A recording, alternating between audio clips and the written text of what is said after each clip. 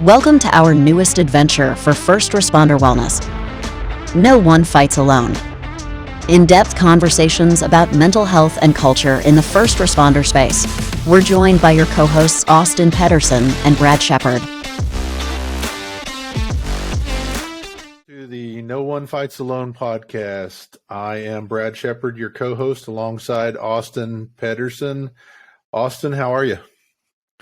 I'm doing good, man. It's been a long week, but ready to knock out another episode. We got some fun topics to talk about today, so I'm looking forward to it.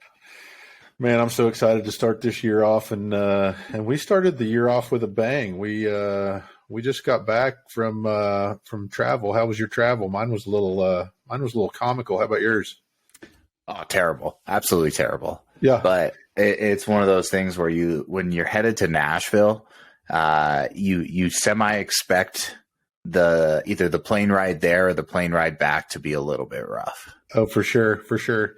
No, you know, when you travel, you always hope, whatever your seating arrangements are, that you have this anxiety and anticipation of who you're going to be sitting beside, and you hope it's somebody nice. You hope it's somebody beautiful or engaging, or yeah, that was not the case for me. Hold on here. I want to share something with you. Got empty penny bottles filling both our trays. I'm getting drunk on a plane. I'm guessing that has something to do with whoever you sat next to. Man, I have not sat next to a dude that drunk in a hot minute. This guy, he was smashed. I actually don't know how he made it on the plane. He was coherent enough to actually take off, and then he fell into a slump he was middle seat.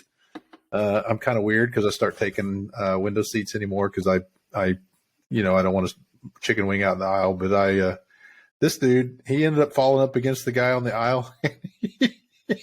He stayed that way the whole rest of the trip. Didn't even wake up when we landed. I mean, that's like somebody's worst nightmare. You know what I mean? Like, I know that like the one thing I hope every flight that I get on is somebody that like respects personal space. Like, just don't touch me. That's the only thing like. You could talk to me or whatever you want to do. Like, I obviously make it very obvious with headphones and everything that I do not want to speak to you. But like, I'm okay with it if it is, but touching me and falling into me and that kind of a thing, and I think we kind of both had that interaction, honestly. Because, well, you know what, even though the travel, it wasn't absolutely terrible. It was more comical than him being smashed. But man, we were going out to Nashville for a couple of days with the FOP conference. You want to talk about that a little bit, or you want to keep on moving? You want to a little bit of that, because it was pretty awesome. Yeah, absolutely. I mean, this is now the third year in a row that I've attended that conference. I think it's been going on for 4 years. It's kind of when they opened it up. And yeah, I think COVID kind of wrecked it a little bit, didn't it? I think so, but I think they still had it. Yeah, for sure. But definitely attendance was down, just like kind of everything else in the country during that time. But I think it's evolved over the last few years. I think that, the FOP has been on the wellness portion of the FOP has been on a mission to try and improve the resources that they have available for people. I mean, you tell me. Yeah, one of their I think one of their biggest wins was hiring Sherry Martin. Sherry has been a great addition to the FOP team, bringing that whole wellness concept to FOP, and them strategically marching out to bring health and wellness and resiliency to law enforcement. And I know that's happening all across the board in all disciplines within first responder industry. It just so happens that we, spent some time at FOP. What was maybe kind of a highlight or an aha moment for you at FOP? Well, I think there's a couple. So first off, our good friend, Mr. Ben Pearson, who has been on the podcast multiple times, got an opportunity to attend the professionals portion, which I think is more evolved around the clinical aspect, the medical aspect, doctors, therapists, things like that. He had nothing but glowing reviews to talk about kind of where they started, which was, 4 or 5 years ago when he went for the first time. There was like 4 people in that, and this year there was over 35 or something along those lines. Oh, that's awesome. Yeah, I mean, that's huge right there. Just the cultural competency piece for the clinicians and the medical team is growing, and more people nationally are getting involved, which is good. But for me, it's got to be the like variety of speakers that they're bringing in and presentations, whether it's, CISM or it's, the peer support. So last year I sat in Indianapolis PD's wellness presentation, and there was maybe 30 people in the room or something like that last year, maybe even less. But this year they had the main conference room, and there was 300 or 400 people, it seemed like, in that room. And they set it up to where like they could do like a Google Classroom type of thing where, they were getting anonymous questions from the group. And the engagement from the group was just so much higher than I've ever seen before. And they're asking great questions, like from all the way up from leadership down to an individual peer support member on how they address situations, how they, handle tough calls, how they, hold boundaries, all of that kind of stuff. So that was a great growth point right there, right? But then obviously Chris Scallon very well, and I've got a chance to meet him. He's one of my favorite presenters. He got an opportunity to present, and he's the F-bomb king, man. We do over and under on how many F-bombs he drops out, but he is just an absolutely amazing presenter to bring about a message of inspiring people to change, to live a different life. He really just leads you down this path of hey, be cautious and careful, or you'll end up here. Yeah, I absolutely love hearing him speak. I don't know how many times I've heard him speak. Every time it's just a joy because he has so much energy. He brings levity and depth in brief moments. You'll be laughing, you'll be crying. I absolutely love listening to him. I got to meet so many great people and catch up with so many great people. There's a fascinating young lady, Megan Holloway, who absolutely is transitioning into some great work. It was amazing. Just listening to her passion. Dr. Sofati was there. We got to catch up a little bit with her. Just some of the absolute, FOP just does. Sherry and her team just bring such a great entourage of both professional, clinical, and professional law enforcement street to bear on both sides. It was just a great conference. Yeah, well, I think, and to jump on both of those points, what I like about Scallon's is it's a very serious topic, right? It is about suicide. It is about, overcoming adversity and all of those type of things. But he makes you just laugh, right? And like he brings a different level. Like, I don't think people expect to go in there and be laughing about those topics. Like they're such taboo topics, right? Oh, absolutely. But then you can jump into these other ones, right? Like Salfati or someone else who presents that's just pure knowledge base, right? And you walk out of there like, man, I just never knew a lot of the facts or things that they're speaking on. So that's the beauty of it, is you just see so many different aspects of wellness, of peer support, of whatever it is. And so to bring that nationally too, because I think we're a massive country, right? Like, yeah, 350 million people or whatever it is. And so I think we've always had something where each side of the country or each different state has different regulations, different laws, different ways they handle different cultures. And what ends up happening is a conference like this brings all of those cultures together and helps them learn about each other and different ways to handle things. So it's beautiful. You bring up Scallon. That's one of the I think one of the maybe undersell and underappreciated pieces for Scallon. His pedigree is actually in the trenches, but additionally to that pedigree, he's I asked him about this. He's still sitting on the ICP's consortium on suicide, and he didn't get there by academic pedigree. He got there the hard way. And, we need people like that in those arenas where, there's oftentimes this higher level of people talking about us instead of to us. And they're talking about a situation when ground floor, those of us that are in it are like, yeah, we're not talking the same language. And Scallon brings those together.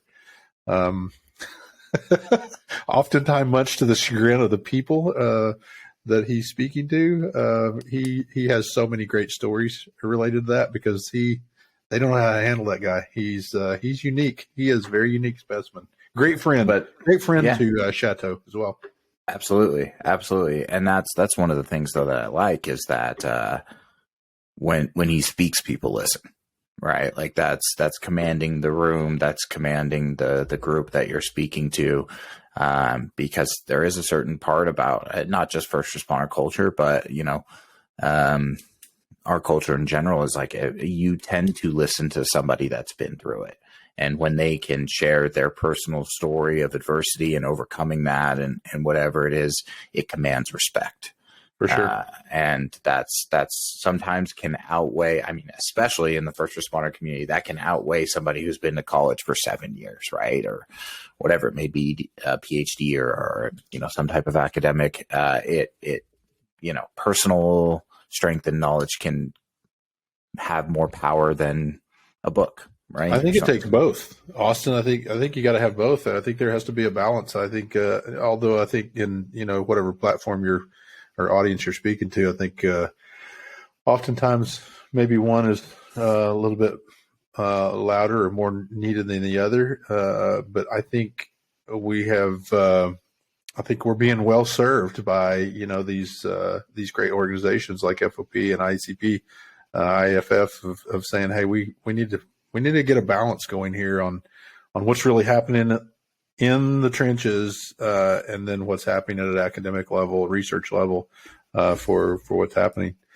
There's no getting around. We're still getting harmed out there. A lot of happenings of trauma and impactful things to our brains and our hearts, which carries over into our homes. And I just feel like that's what No One Fights Alone does, is just really sit here and try to do our part for bringing a message out there to say, hey, if you want to live a different life, we can help you do that. That's the whole premise of No One Fights Alone. I love it. Yeah. And just from your personal opinion, where do you feel like the FOP is at compared to like the PBA or PORAC or, those organizations? Well, that's probably a broader question than I have the knowledge base to even be able to answer. But my experience with FOP is that they're absolutely a phenomenal organization. I obviously was not a part of PBA, but FOP brings such a value to our over 800,000 strong law enforcement across the United States. And that doesn't include, I think, some of the reserve. If you talk about some of the reserve action, I've heard numbers of up to, 1.2 million, some odd commissioned gun carrying warriors out there standing in the line blue of doing the hard work. I think FOP does an outstanding job of representing them and fighting the fight. That's you could see it at the conference. You could see it of them bringing to bear, said, hey, we want to move the needle here on bringing wellness to a culture that doesn't want to talk about wellness. And it's not that they don't want to, it's just there's so much stigma involved with having those conversations of, hey, I'm not doing good. it's all fun and games until you're having a conversation in a patrol car with a guy that says, you know what, my marriage is falling apart. I'm drinking too much. I'm I've gained 70 pounds. These little, those are where the real conversations happen. I remember working the road, and those, back in the early years where those bonds were created, and the conversations just continue to get deeper and deeper. And that's obviously something that FOP knows. They say, you know what, we need to start these conversations and funnel them down. And the more we can produce good, educated, healthy content of conversations and talk about really hard things, from bosses to mid-level managers to supervisors to sergeants to FTOs, FTTs to, primarily car to car or in the car. Those are conversations that really need to be well informed on one end to another, maybe poorly informed on the hurting end of those conversations. So it's a difficult endeavor, but again, I coming off this conference, it's invigorating because you just really become impassioned and empowered when you hear these people talk. You're like, okay, let's go have these conversations. Let's go do this. Really, you really leave out of there thinking, man, that's awesome. Let's go move the needle. Yeah. Well, and it's also what I find interesting is that, it's pretty consistent on the people that show up to this thing. Like, you can see that certain people in certain departments across the country are very interested in everything that particular conference has to offer, because you're seeing the same faces year after year, right? Like I think that's abnormal a little bit, to always see somebody who, is the peer support of their department, or is, whatever it may be, but they show up year after year still devoted to helping their people. I absolutely love seeing those same old faces around, because what their heart is. When they show up, they're going to be a big piece of making change within their department, and that's why they're there. They're there because you know what? And most of those, they're not paid extra to do that. It may be an additional duty assignment or an unpaid, additional duty of some type.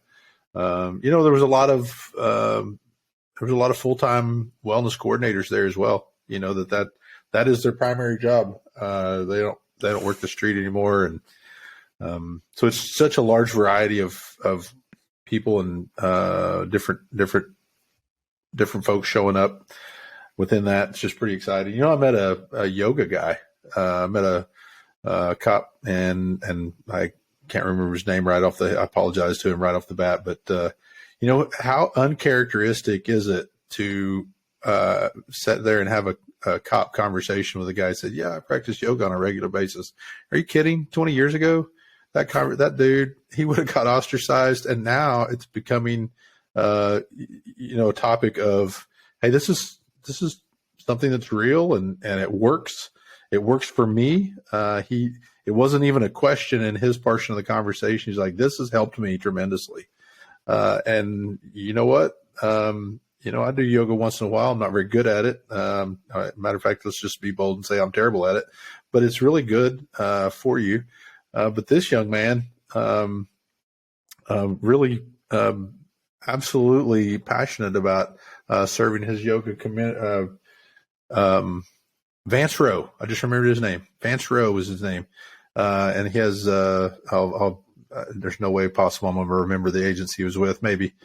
But, great conversation about just, hey, I'm doing something different, and I'm willing to challenge the norm to keep myself healthy, keep my home healthy.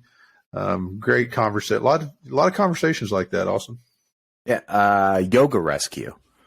right? That was it. Yeah, Yep. that was it. Yep. Yoga Rescue. Yeah, I remember I chatted with him for a second as well, and thought that was interesting. So for those listening, if you want to go check out something a little bit different for yourself, check out Yoga Rescue. Helped a lot of people.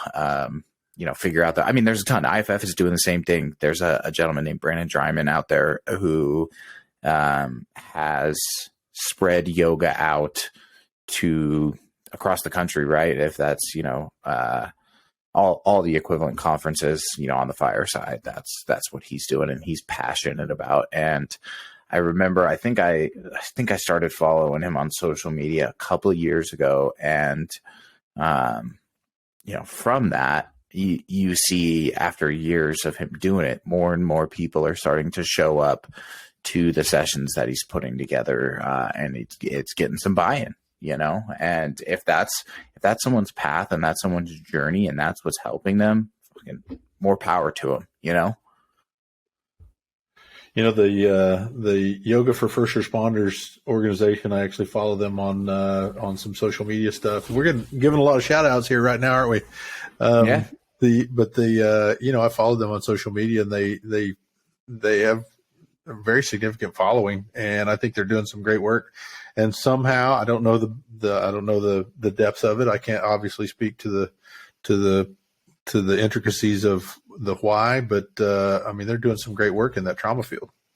Yeah, absolutely. Well, which I think jumps into, a little bit of something else we could talk about is, tell us, man, we're excited to see this one-day training that you have built with Ben Pearson that we chatted about earlier. Tell us a little bit about it. Man, I am so excited about this. So really is the core of my mission within Chateau. I am so excited and humbled and proud to be a part of the Chateau experience going outward. As a Chateau alum, I cannot speak highly enough of Chateau and the staff in there and the magic that they bring to bear. We are putting together or have built and are extending outward a one-day wellness training, health and wellness training for first responders that really brings the Chateau philosophy to outward. We're really looking at, and this is not my brainchild. I was brought alongside to actually put wheels to this vehicle and say, let's get this thing moving. It was already a brainchild of many. I think you were probably a part of that as well. And what we're doing here, Austin, is taking the Chateau philosophy, the Chateau experience, as much as we possibly can wrap that up into a package and taking that outward to first responder agencies all across the country. We're gonna piecemeal out a variety of things that are specifically related to trauma and anxiety and depression. We're gonna have hard conversations about substance abuse, suicide, and probably more passionately what happens inside the home. This is a passionate but difficult topic for nearly every first responder out there. How do I balance work and then not bring it home? Or if I bring it home, how do I deal with it? If I'm not dealing with it well, how do I correct that? If I'm in over my head, how do I actually raise my hand and say I need help? All these really difficult conversations, we're going to start talking about them, and then really put together a conversation piece within this training of how do you balance work and home? How do you balance work and personal life? How do you take care of yourself? Really dive into, and a one-day training doesn't solve all the world's problems, obviously, but it really gives the student or participant of that training, it gives them the opportunity in that moment to really maybe take an honest look at realigning their values and priorities to do something different. The definition of sanity is doing the same thing over and over and expecting something different. But within our culture, that is just oftentimes where we end up. We don't have another option. We don't have another out. We don't have another answer. So we just keep doing the same thing and hoping that tomorrow will change. Well, and I think the idea behind it too is to make this a preventative measure from somebody actually having to like go and, you know, maybe it's a residential treatment center or maybe it's, you know, a different level, right? Or it could be, but the idea is to be preventative, right? I mean, it's to help people maybe open their eyes and look at themselves, because a lot of it's like mindset training and things along those, like how you view the public, how you view yourself, how you view your family, those type of things, right? Absolutely. You know, the metaphor of using the cleaning trash out of the stream, I know is often used, but I'm going to use it again. This is we're setting downstream cleaning trash out of this river, and the concept, obviously, this training is to get upstream and start preventing that trash from going into the river. That's the concept of this. So we're trying to be preventative of anyone ended up with a hard times. You know, it's not a matter of if within the first responder culture. It's not a matter of if you're going to have a hard time. You're going to have hard times. It's coming. It's a whatever endeavor, discipline that you take on in your idealistic career, paramedic, firefighter, ER trauma, law enforcement, dispatch, communications, whatever that endeavor is, it's going to be challenging. You're doing it as a honorable, noble, and courageous endeavor to save and help people, the public. What they often forget to tell you about, Austin, is the fact that you're going to have a hard time. You're going to have hard times. You're going to run into things that are going to impact you. You're going to run into and see and smell and taste things that are going to produce moral injury. You're going to produce things that are going to be possibly contradictory to your belief system. You're going to be told to do something that you don't want to do, or adhere to, a code of standards that there's just, people are messy. People's lives are messy. And when you start getting out there working in the world, it becomes really difficult. And that's not even entering into actual, trauma, life or death situations. I'm just talking about routine everyday work of doing the business. You throw in there a couple of really big T trauma items, life or death type situations. You're getting shot at. You're getting challenged somehow. You're having to take a life, or you don't save that life, or something happens that really hurts your soul or wounds you deeply. These are all the things that when you entered into this profession, they left off the table on the recruitment table. They didn't tell you about that piece, that after 20 years, your heart is really going to be hurting. And that's even people who have taken really good care of themselves. You don't come out of this profession unscathed. You just don't do it. There's no way. I mean, it's impossible, just because the way of the world's a rough place, right? And the first responders see more of that side of the world than, people like myself. The statistic, I heard a statistic recently that actually increased this number, but the statistic that I used for a long time in my presentations, Austin, was that a first responder would typically have about 800 big T trauma type situations in their career.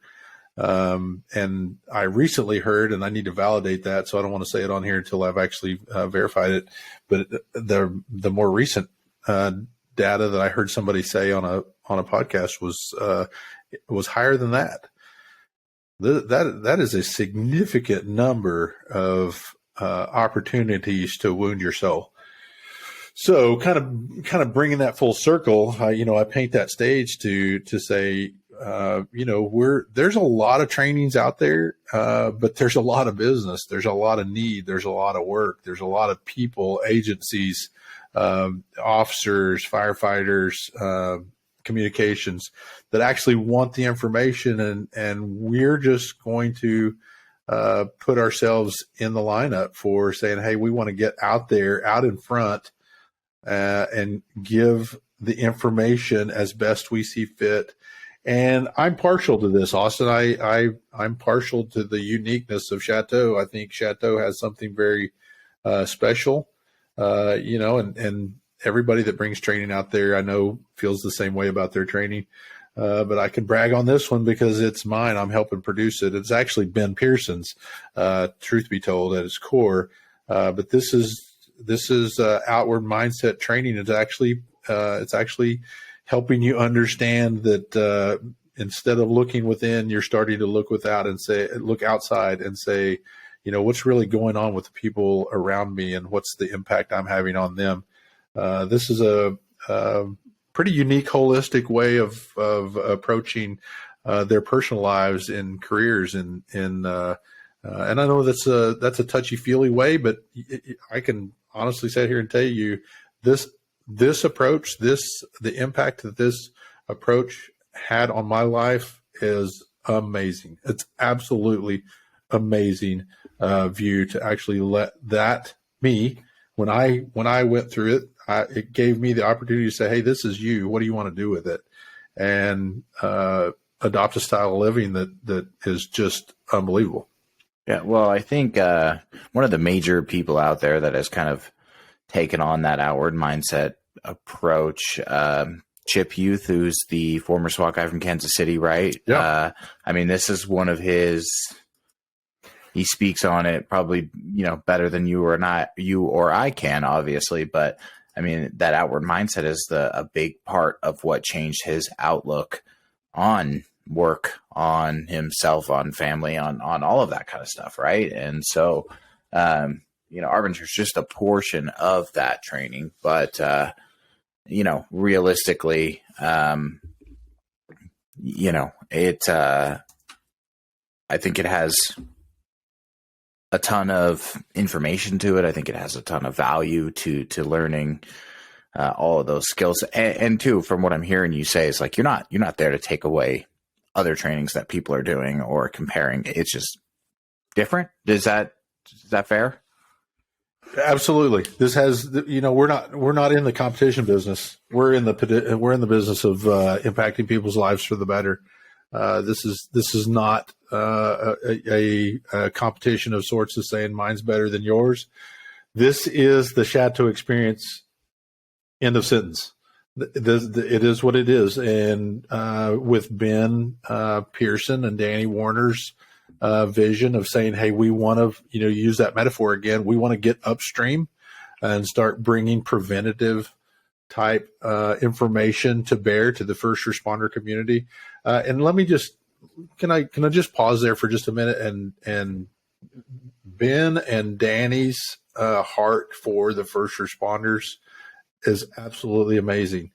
Their desire to keep the first responder industry healthy is really something worth noting. It's so significant that it shows, it exemplifies it exemplifies itself in this training of saying, hey, we're going to do this. We want to make sure to be a part of this community for the better. We want to leave a stamp out here that says we are helping our first responder community. And kind of circling back to the Arbinger piece, Austin, I want to say that this Arbinger is a big piece of this training. This is a concept of how to live your life and to really actually experience life in a different manner. The outward mindset obviously is a Arbinger term, and if you're interested in that, get on and check out Arbinger. But Austin, you bring up a great point with that. It has a heavy footprint within this training. Yeah. Well, and I think that that's just, I mean, how many trainings have you been a part of or done yourself? Hundreds, thousands? Oh, an easy thousands. I probably should have kept count. I don't know. A lot. But it's both from the podium and from the student chair. Well, absolutely. And you can tell rather quickly whether you're going to be engaged with that training or not, I'm guessing, right? Like, you know what? You bring up a great point. When I was actually we were sitting down, call it an interview as it were. It actually wasn't that official, but I when I was tasked with coming on board, one of the most immediate points that I brought up was this: you will be known within the matter of a few minutes what your motivation and intentions are with this training, and this training is going to be either are we selling Chateau or are we actually trying to move the needle on inspiring change? And if we're not inspiring change, then we might as well stay seated. But if you want to inspire change, get up, let's go out and let's start moving the needle really and bring something to bear, and that spoke volumes into Danny and Ben's heart and passion and direction for what they want within this first responder community. This is not just about name and reputation. This is really a humble approach to let's make a difference. Yeah, I mean, absolutely. I mean, that's the real quick thing that I want to hit on from that is what I'm hearing you say is your goal is not to get someone in a bed that day. Your goal is to change lives and,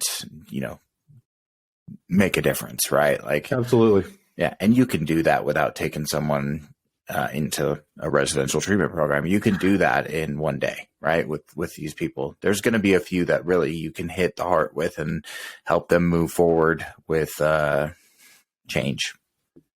Not everybody needs to go to a residential treatment facility. Yeah. Just because you're drinking, or maybe just because you're drinking too much, that doesn't mean you need to go to residential treatment. But on the flip side, there are people who need to go to residential treatment. There's a reason Chateau exists. There's a reason some of these great other facilities that we partner with, there's a reason they exist.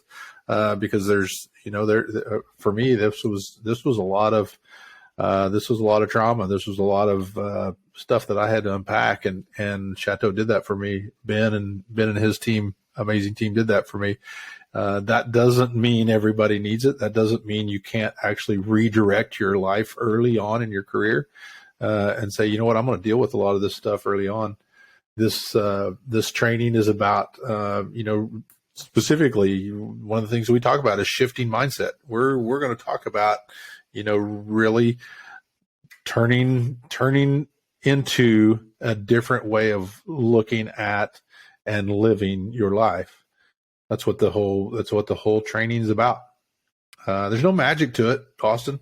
There's no magic. The crux of it is really bringing to bear information about really hard topics. Well, I mean, I think the magic is in the implementation, right? Like, it's you're getting a guide or whatever you want to call it into how to do these things that have been proven over years and years and years to help people. These mindset things, these ways of thinking, these processes in which to have a better relationship with your wife, all of those things, right? And so the bottom line is, here they are. Now take these and go implement them in your life, right? And you'll be faced with opportunities to implement those things on a daily basis, right? And then it's your choice. What do you want to do here, and how do you want to react to X, Y, and Z? Is that fair? That is spot on. That is correct. It's really just about informing. And you know what the backside of that is, the if somebody we've built this in such a manner that a single person or a group, a team, a department, an agency, or a group, multidiscipline group. They want more information, and they say, you know what, we really like Ben's information. We like what you're doing there. Could we have more information on fill in the blank? Substance abuse, suicide, trauma. We've built into this in such a way that we can dole that out into whatever categories that you want information, or if there's something that you actually need or want related to that that's not in our area of expertise, we're connected nationally with groups that can fill that. So we can connect you with people that can do some of those things, building peer support teams, or providing you information or training related to things that are not within our area of expertise. We built this in that manner on purpose so that we can grow. The initial is we hope to inspire change. And as you change and grow, you're going to start looking for more information. That may be information that we can give you. But you know what? If it's not information that's within our area of expertise, we're going to connect you with people who do. I hope I've kind of described that well enough there. But I feel like it's really important to know that we're not saying we're the only kids on the block that know how to do this. We're saying we want to be a part of the other people that are out there doing this. There's a lot of work out there, Austin. There's a lot of people who are looking for information on how to live differently. And we're just hoping to be able to provide that. Yeah, no, I agree. I mean, I think the last few years has definitely just brought to light people's unhappiness. I mean, when you had to sit at home for a year straight with your family in your house, I mean, it brought to light a lot of relationship things, but it also, I mean, on the flip side, it could bring to light, hey, maybe I don't like the way my house looks, and they would remodel their house. Like it's brought a lot of things to the forefront of people's minds of how they're living, the way they're living, and what maybe they need to do to change it. I mean, there's a reason that you cannot find a therapist that has an opening right now. Right. And there's also a reason that you have seen a lot of people get out of the mental health industry because they can't handle the influx of people that have come in and need help. I mean, I haven't talked to a person in a year that's like, oh,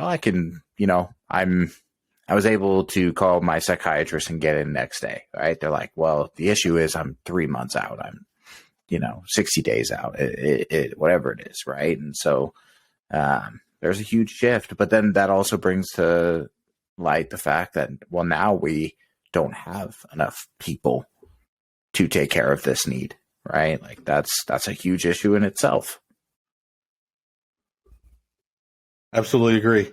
No, that there's not enough of us out here doing this. There's not enough people out there actually posing the opportunity to produce change and inspiring people. We've all been to those trainings where they were kind of duds. They just you're sitting there going through it's a check that box training is what it is. And some agencies don't know where to look, don't know how to find adequate training, relevant, culturally competent, inspiring training. And so consequently, from a management standpoint, from a leadership standpoint, especially those chiefs, they do care. They're for a variety of reasons, either they're paid to care or it's part of their heart. They actually do care. But they do want their officers to be healthy, generically. And I know as a frontline officer, there's an argument to be made that, my chief doesn't care. That's the whole disconnect from bottom to top. I completely get that. However, the point I'm making here is leadership actually does want this to be relevant and adequate, if not inspirational. and oftentimes they're left to, maybe because of budget or because of time, shift work, a long list of things that they struggle actually bringing relevant training to the table. They just absolutely end up doing bare minimum, check that box type information, or worst case scenario is they don't do anything because they don't know where to go. And a lot of the officers then are left, or firefighters are then left to dig it out on their own. If you want to find something, you got to go get it yourself.